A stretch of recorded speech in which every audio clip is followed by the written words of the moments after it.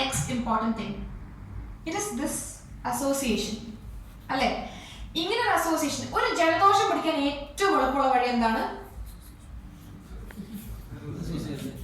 Exactly, ജലദോഷം ഉള്ള ഒരാളുടെ കൂടെ പറഞ്ഞാൽ മതി അല്ലേ? Because that is A power of association.